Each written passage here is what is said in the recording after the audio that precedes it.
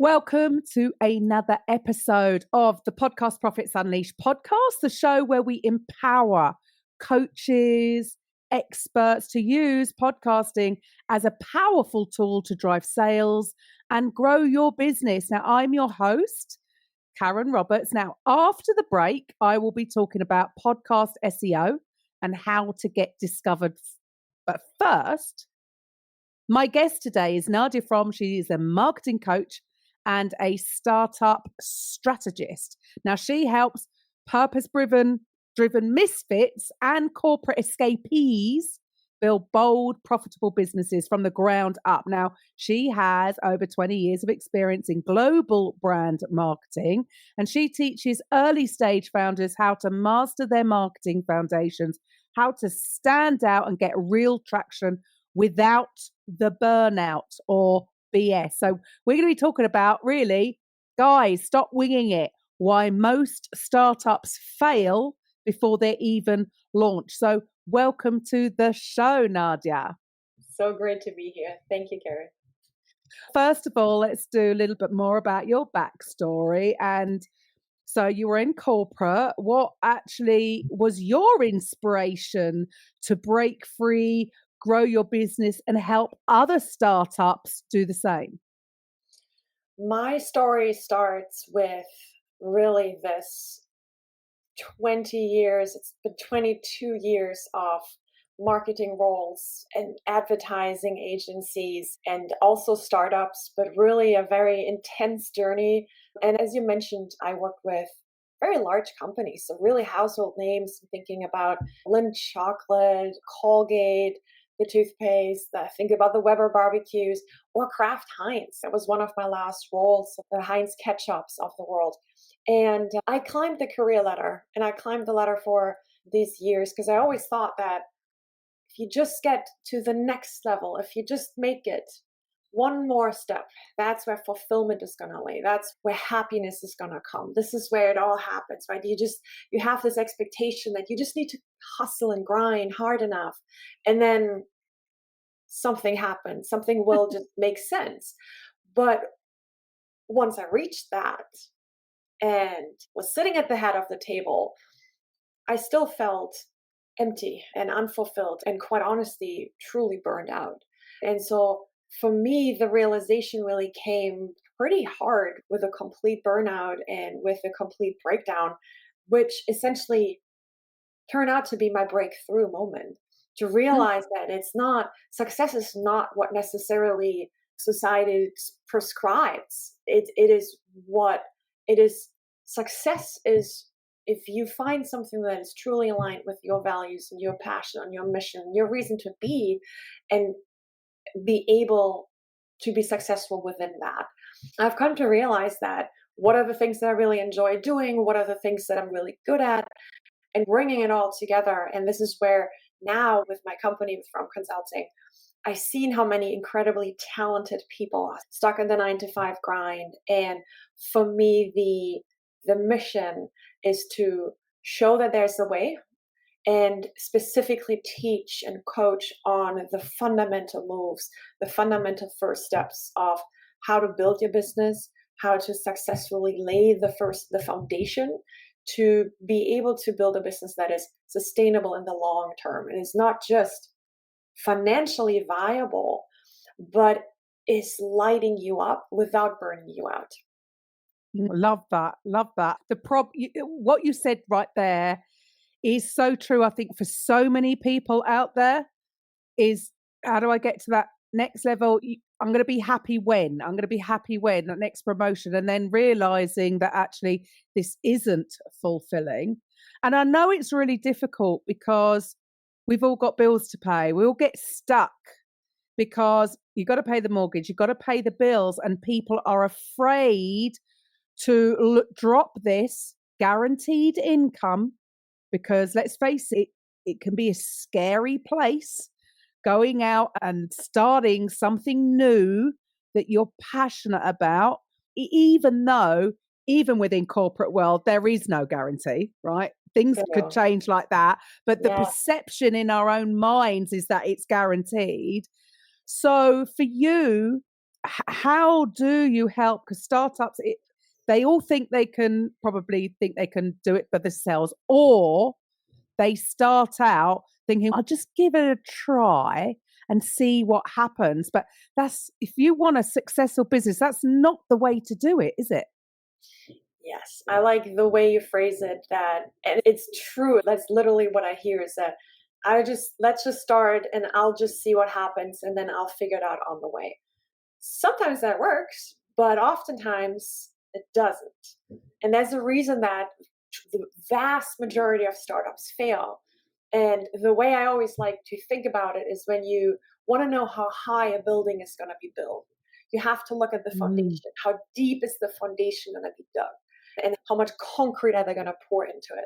And that's the image that I always use to explain why the right foundation is so important. And when you feel that marketing is a nice to have, that Mm. is a challenge. Because if you're not crystal clear on who you're helping, what you're helping them with, what are the pain points that you're truly solving out there, then all the passion in the world will not help you because you cannot connect with your audience.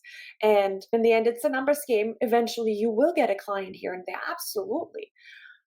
But then there's the next month where it just doesn't seem to work. And that is something that is scary, and been there myself. And the challenge really is that most people then give up, and then they give up even though they have this amazing idea, and it's never going to see the light of day. So the thought really about that is it's not a nice to have, to be really strategic with your marketing, with your foundation, and with like the groundwork for your business. It is going to help you in the long run. That is for sure. Mm. Oh, absolutely. I wish I had you, Cole, what is it now? 5 years ago. Because when I started out, I had no clue what I was doing. I had no clue what I was doing. I didn't even know why I was doing it. And I did go that way. But I know that I would have got here so much quicker if I did have that clarity. It took me about 3 years. I would say 3 years to then finally go back, dig in. Okay, what is it that I'm specifically doing? So you must have a particular process to help these startups, because it's what's the word I'm looking for, it can be so overwhelming because there's so much noise out there, and which way do you turn, because there's all these people giving different pieces of advice. So what is your process? How do you help people scale their business so that they don't fail? You're exactly right. There's so many so-called coaches out there that tell you you just need to take this master class, you just need to read this book, you just, please insert coin, and then something magical is happening, and the overnight seven-figure success stories are just, you know, there's a very rigid structure the way I started working. So the very first thing we're gonna do is we're gonna stop talking to everyone. Because if you try to talk to everybody, and this is going to go towards niching down and finding your specific place in the world, if you try to talk to everybody, you talk to no one. That is that's the Mm. marketing truth most people know. So that's why we're going to start. We're going to start with identifying who do you want to work with.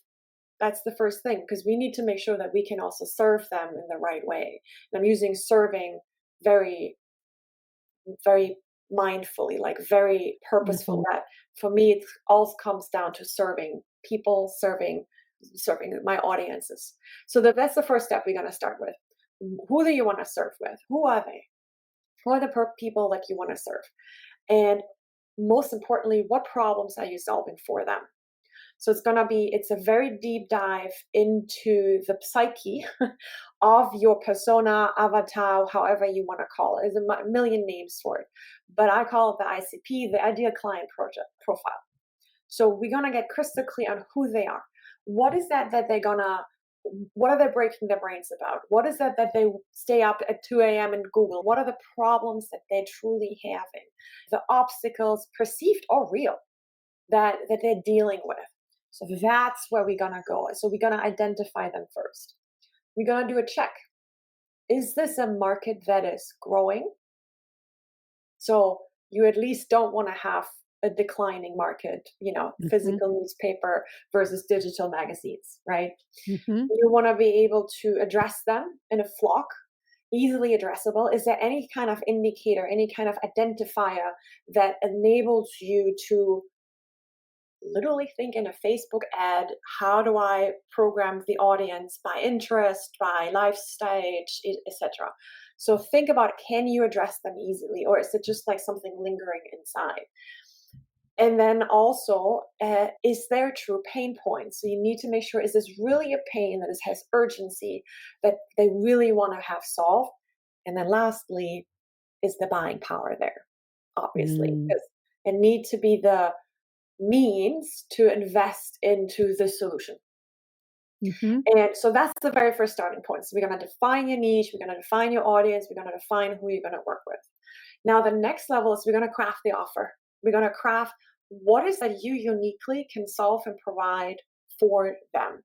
So that will now pair your own experiences, your own skills, services, products, whatever that is that you're doing. And we're going to find all the problems that we are looking at for the client, for the ICP. We're going to take all the problems, we're going to flip them into how could we solve this uniquely for them? So that in the end, Mm. we're going to create this offer that just clicks, that people look Mm. at, and it's so precise and it's so specific for them that they immediately feel this, oh wow, wait, this is for me. Like you want to create Mm. this lean in, you want to create this, wait, this is for me. Nobody else talks to me this specifically. That is what we're trying to get to. And once we Mm. have that, then we're going to define the messaging based on that. What is your unique tone of voice? What is your way of speaking in terms of truly like the words, but also the channels? Where do you want to show up? Where do you find your clients, et cetera, et cetera. So to wrap that up, it's the 3-step Ah. process of who is that you want to talk to, how are we going to solve it to them, and how are we going to then talk to them about it. So that's in very Brilliant. broad strokes the system. Without overwhelming them. But yeah, there's so much in that. But isn't it funny? It's like people have heard this, but it just goes back to anything. We always think, yeah, I know that. Yeah, but are you doing it? Correct. Are you doing it? You might have heard that you've got to niche and you've got, yeah, but have you? And it's so funny that even though they might have heard it over and over, they're still not doing it. So what do you think is the reason for that?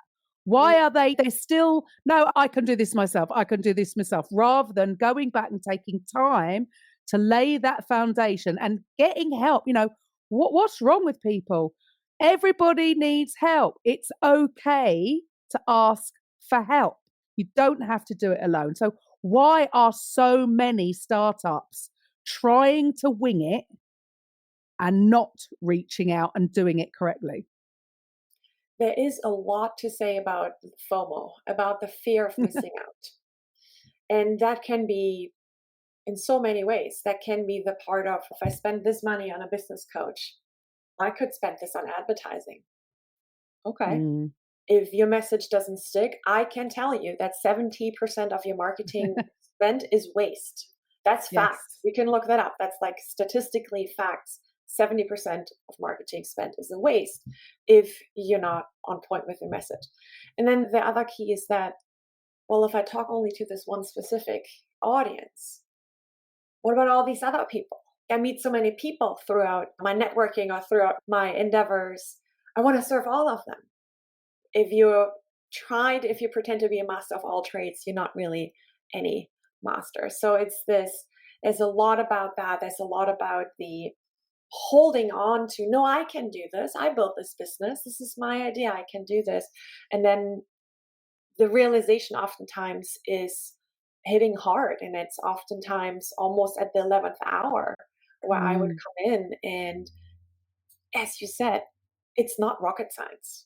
You can read Mm. stuff up. There are a gazillion books out there, but you need someone in your corner to actually walk you through it, who coaches you through it, who done it dozens and dozens of times. I built multiple businesses myself. I built billion-dollar brands for very large global companies. Like, I know how that works. I know how to play the big game. I know how to, brands that have Super Bowl ads and all of that. I have done all of that, and I have built businesses. So what oftentimes comes with that is like, also, it's not that there's a silver bullet or some kind of magical wand that I'm waving. It is about the fundamentals of starting with your own mindset, of realizing that just because this is your idea, this is great. It's your idea and it's yours to own and yours to bring to life. But you need to be clear on what is it that you're really good at. And all the other places you need to get help. You need to create you need to create your tribe, your team around you, a team of experts. That's the only way for you to really go forward, because you want to be able to focus on what you're really good at and then get help essentially for all the other places. And many people realize it very late in time. Many, unfortunately, never really realize it. And then they run out of steam, they run out of money, they run out of just overall runway. Desire. And that is, yeah, exactly. And so I think there's a lot to say about that piece of just trying so hard and just digging. I think that's massive, because it is like, what, you're going to buy another book? Yeah, but are you going to do anything with it? What, you're going to watch another video? Are you going to see somebody else's idea? Or are you going to... All of that is just noise. It's the implementation. So what I'm hearing from you is having you in my corner. And sometimes I find this quite funny, because it's happened to me as well, is you're in your little world, you've got all these ideas, and sometimes it's just almost verbalizing those thoughts in your head with somebody who can have an outside view of your business and knows what they're doing. Just having that conversation can give things clarity and give you things. I didn't think of that. And it's just so important, and especially in this world where we are, or most of us are going online, it's also a very lonely place. If you're stuck behind your computer, making your plan, trying to build your business, you procrastinate because you're not sure, is this going to work? Isn't it going to work? So having someone like you in their corner to converse with week on, week out is going to help massively, because it is all about, it doesn't matter. You can gain more knowledge. You can watch another YouTube video, but unless you implement that knowledge, which I see that so many people aren't doing, that is the biggie. But there's still this fear, right? What else do you think is still, people are sitting on the fence and they want to, but they're still being held back a little bit. What do you think is going on there? Just what you said, there are like so many things that just sparked for me. So I'm like taking notes here even. I want to unpack like all of that, Karen. So one thing I think is such a misconception is that I can use ChatGPT for my marketing, for my newsletter. And while that is all good and true, you can create an unlimited amount of content with ChatGPT. That's great. But there's an old saying that I learned from advertising agencies that refers to client briefings. And it says garbage in, garbage out. When you're not crystal clear, ChatGPT is a yes ma'am. It doesn't create new impulses. It cannot give you the reflection that a human does. There's a reason why therapy is a thing. And why often journaling is also really important. You need to be able to get these thoughts out into the real world and then have it reflected back to you. And that is what coaching oftentimes comes about. And the other thing that keeps people stuck is the part about perfectionism. And you said the part about procrastination. You can't imagine how many people out there are tweaking their website for weeks at a time, months, oh, my website isn't perfect. I don't think it's yet perfect. My logo isn't perfect yet. I'm not 100% sure yet. And they sit there and they're busy with it. And they're writing their blog articles because they feel that feels like progress. It feels like doing something. But what that is nothing else but procrastination in disguise. Yeah. And I've always preached that progress beats perfection every time. And so oftentimes when I work with my clients is that they need to hear, honey, this is good enough. Get out there, and then you're going to get real feedback from real people and not just your own mind. And because your own mind can only get you so far, we need to get fresh impulses from the outside. We need to get new perspectives from the outside. And that way our brain can really progress and get out of some of those like holding patterns when you think about just not feeling ready and you're stuck in preparation mode forever. And that oftentimes just takes a little nudge. And that is the only way to do that is to go out there and talk to people. Definitely. That really is priceless. And it's a shame that not, because it's like some people, if they're going to create a business, at the end of the day, why do franchises work? It's because they have all that laid out, proven, tested, done. And then you have this other group of people that want to leave corporate or are not following their passion, and they want to build a business, but they don't have all that in place. And it's not expected. You're not expected to know everything about marketing and then the admin side or the HR side or this side. And you're not meant to. You don't want to be bogged down with all that stuff that you're not an expert in. You focus on what you do best, which is whatever that is, and have somebody like yourself that's the expert, and that is the most important part. It's funny you saying that people want to spend money on advertising. You're just pouring more money down the drain, because if you only got one, spending more money on it is you're going to have more of one. Get the message right and you'll get 50, 100, whatever.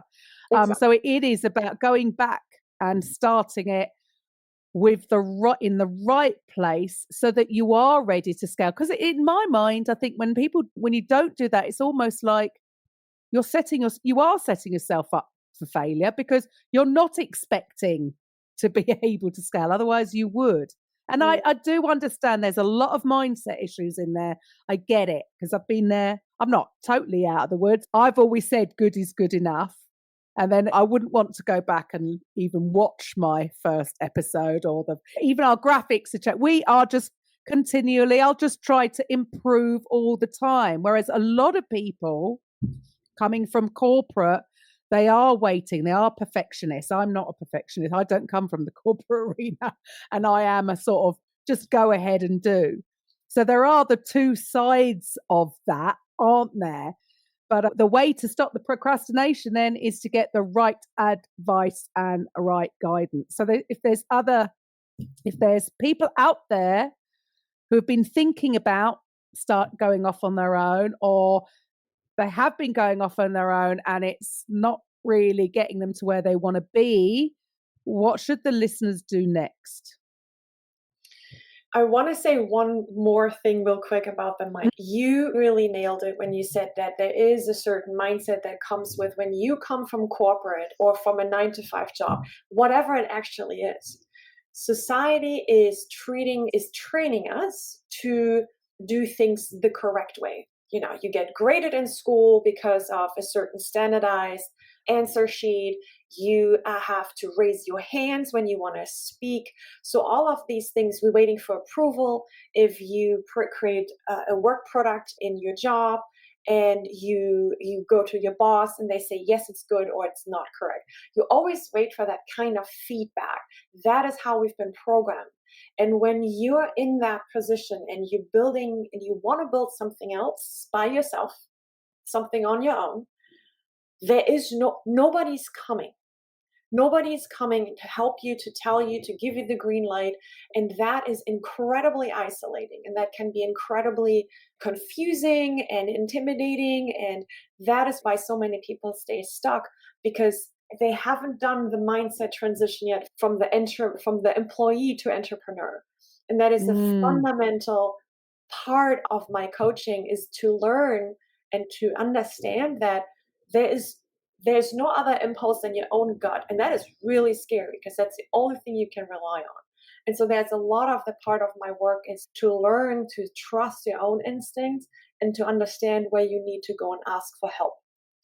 So I just want to make sure like that is really coming across from employee to entrepreneur. Oh, That's so one of the important. biggest things. So important. Yeah. Yeah, love that. So if the listeners are interested, they're like, Nadja is really talking the talk. I want to work with her. What should the listeners do next? What would be their next step? Please come and talk to me. LinkedIn is my number one platform, but I'm on all the places. You can Google me. But yeah, please come and reach out. Here's the thing. No matter if we're going to end up working together or not, that's not the important thing. For me, this is almost a mission, Karen. It's a mission to help people to understand that there is another way than the 9 to 5. There's another way to be miserable from the moment you get up, like, ugh, I got to go to work. The Monday misery.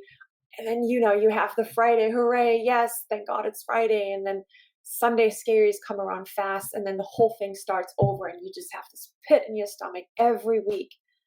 That is not your life. There's another way to do it. If you find the right way, if you find the right, if you have the right foundation in place, there is another way to do it. So if any of this resonated, I love talking. So you can go right on my LinkedIn and book a discovery call with me. Love to meet you people. Let's have a conversation how to get you from here to there. Fantastic. Brilliant. And Nadja's details anyway will be in the show notes. So if you missed that, then you can always resort back to the notes. So look, Nadja, thank you so much for taking a time out of your day to speaking with me. This has been great.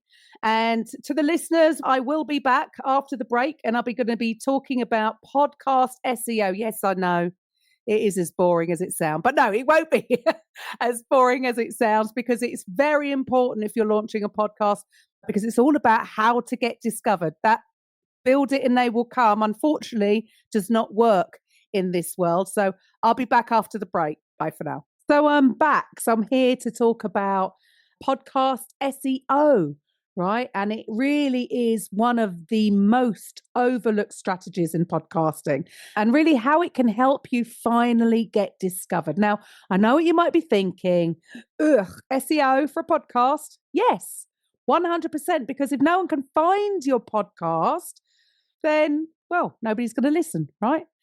No. So welcome back to the Podcast Profits Unleashed podcast, where we help entrepreneurs grow their business the smart and sustainable way without burnout or fluff. We're diving into one of the most overlooked strategies in podcasting, and that is podcast SEO, and how it can help you finally get discovered. Because I know what you're thinking. You might be thinking, wait, SEO for podcast? Yes, 100%. Because if no one can find your podcast, all that amazing content that you're putting out is basically invisible. Build it and they will come. It doesn't work like that. So let's fix that. So why does podcast SEO matter anyway? Just have a little think about how you find a new podcast. You go to Apple or Spotify and you'll type in something like marketing for coaches or how to grow a real estate business, and scroll until something catches your eye. That search bar, that's where SEO comes in, because podcast platforms are actually search engines. If your show isn't optimized, you're missing out on organic discovery. So 2 to 3 keys to podcast SEO. Let's break it down into 3 simple strategies. Number 1, title and subtitle optimization. Your podcast title needs to be clear and searchable. Let's say your podcast is called The Climb. Great metaphor, but it's very unclear. So add a subtitle, The Climb, Mindset and Marketing for Creative Entrepreneurs, right? Now the algorithm knows what your show is about, and more importantly, so does your audience. Number 2, episode titles matter more than you think. So again, don't get clever, get clear. Title like episode 24, The Pivot, tells us nothing. Change it to How to Pivot Your Business Without Losing Clients. So ask yourself, what would my ideal listener type into the search bar? That is your title. And number 3, show notes equals SEO gold. Most people do not write proper show notes. This is your chance to add keywords, context, links, and almost a mini blog style summary. And you could include relevant phrases like marketing tips for solopreneurs, or how to start a podcast for your business, or scaling your coaching business with content. When you do this, that is going to help Google index your content, not just Apple or Spotify. And then number 3, this is a bonus tip, if you like, quick bonus tip. Use transcripts to boost SEO and accessibility. So there's lots of tools out there, otter.ai or Descript. I personally use Descript. This makes it so easy. You can add alt text and meta descriptions to your website's podcast pages. That's what we do for all of our clients. And you can link back to your episodes in blog posts, or even embed it actually, or your guest appearances too. So SEO is not magic, but it is a multiplier, and small tweaks can lead to big discoveries. Quick recap. Number 1, optimize your podcast and your individual episode titles. Number 2, use keywords in your show notes. Number 3, treat your podcast like it deserves to be found, because it does. Your message matters. People need to hear it. So if today's episode has helped you, hit that follow button and share it with another entrepreneurial coach who's ready to be heard. And if you're stuck on optimizing your podcast, you can just send me a DM if you like, and I would love to help. If you really are thinking, oh my goodness, that just sounds overwhelming because I didn't even know I needed to do SEO for my podcast, and you're thinking about a podcast, we can take the overwhelm away so that you can focus on what you do best, which is coaching your clients. So if you've been sitting on the fence about launching your own podcast because it just seems that there's so much involved, then book a complimentary podcast strategy call. Go to podcastprofitsunleashed.com/appointment, right? Book a call. As a bonus, you will get instant access to your 6-figure podcast blueprint. That is an on-demand workshop. It is quite long because you'll be surprised at how much there is to think about if you're looking to use a podcast to actually grow your business. So just book a free call. You'll get instant access, free access to that workshop, and we can get rid of the overwhelm. Until next week, goodbye. Thank you for listening to today's episode on the Podcast Profits Unleashed podcast. If you're a coach, consultant, therapist, or healer who would like to drive sales whilst having fun podcasting, head over to podcastprofitsunleashed.com/free and find out how you can turn your podcast into a sales machine. We'll see you on the next episode.